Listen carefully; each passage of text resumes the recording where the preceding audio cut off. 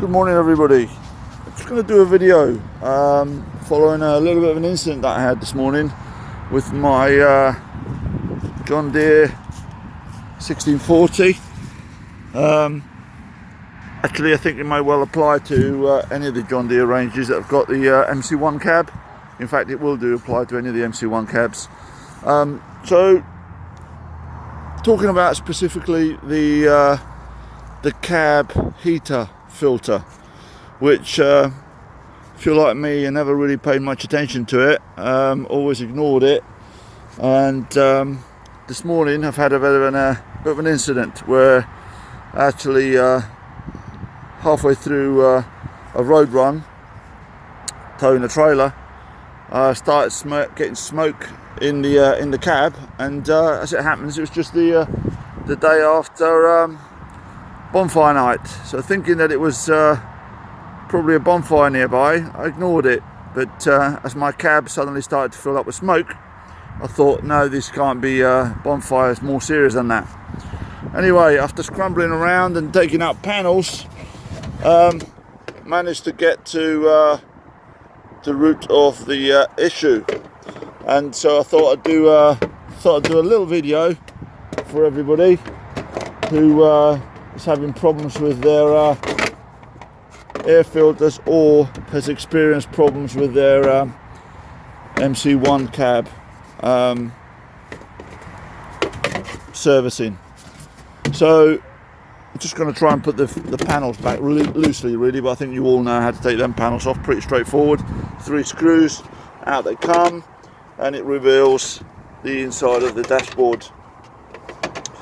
Now when you take the bonnet off, you can see the air filter there, right? Mine's got a lump missing out of it, but basically you can see the air filter on there, and it's been beyond me for all the times that I've serviced this tractor how to get the epoxy thing out, because I did not want to lift the cab up. And today obviously had a smoke, had the incident, and it's kind of forced the issue.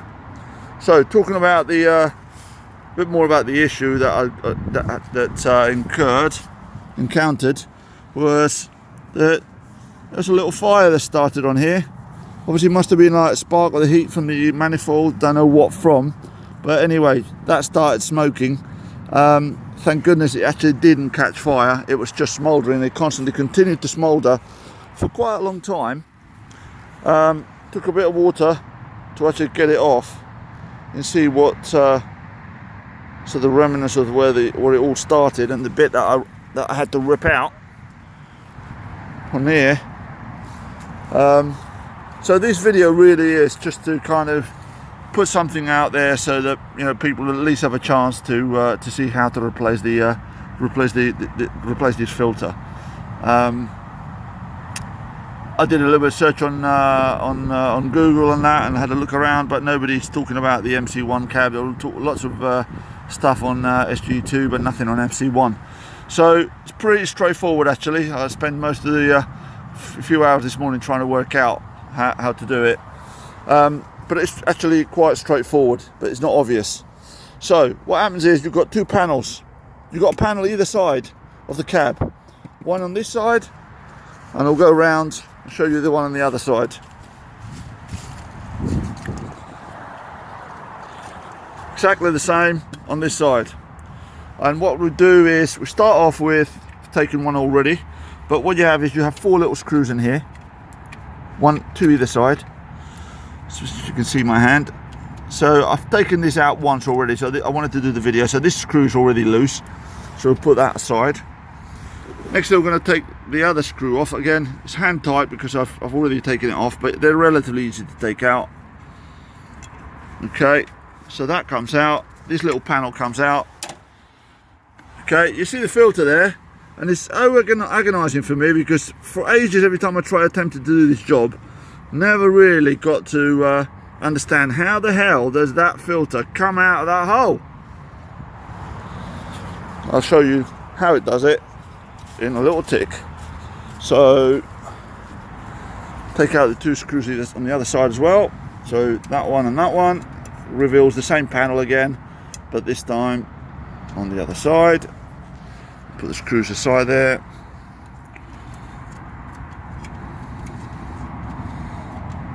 Okay, take that one off. That reveals that panel there. Let's put the screws away. Right, I'll take this panel out. Okay, so it now reveals the filter on this side as well. Okay, now there's two things you could do. I think I'll do it properly, and what we'll do is you'll see there's a screw down here that needs to be loosened out so that the bottom of the filter carrier can move about a bit. Not going to make that much difference, but you know, up to you if you want to do it. I've done it because obviously ultimately I was trying to work out how to actually get it out. So I'll do it for the sake of the video. I'll take them out as well.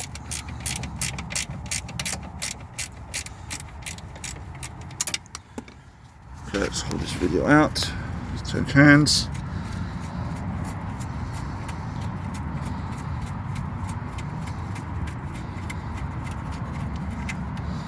Okay, it's not out. It should be loose. Right, now the tricky part, or should I say tricky, the actual magic sits in these 4 screws, 2 this side and 2 on the other side. That one. What's happening is this screw's actually not, these bolts are not actually bolted on into anything. What happens is you have to actually tighten them, you loosen that nut, because it's obviously a locking nut there. Loosen that nut, and then you'll be able to turn this inwards. So it's screwed in, yeah? As you screw it in, you'll see it gives you that space that you need for the filter to come out. Okay, so I'll do that now. I'll do the same with the bottom one. Again, I've done this earlier, so they are loose. They weren't tight actually, to be fair. So they should be relatively easy to take out. So let's tighten that up. So we are tightening them, you heard me right, we're tightening the bolt. So it creates that gap between the cab and the carrier. You can see there's a bit of movement there already. So let's go around the other side now.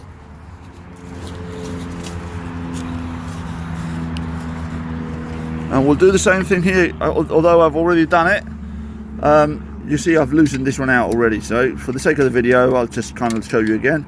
So you're in effect, you're tightening the bolt so that it basically creates the space that you need to get that carrier out.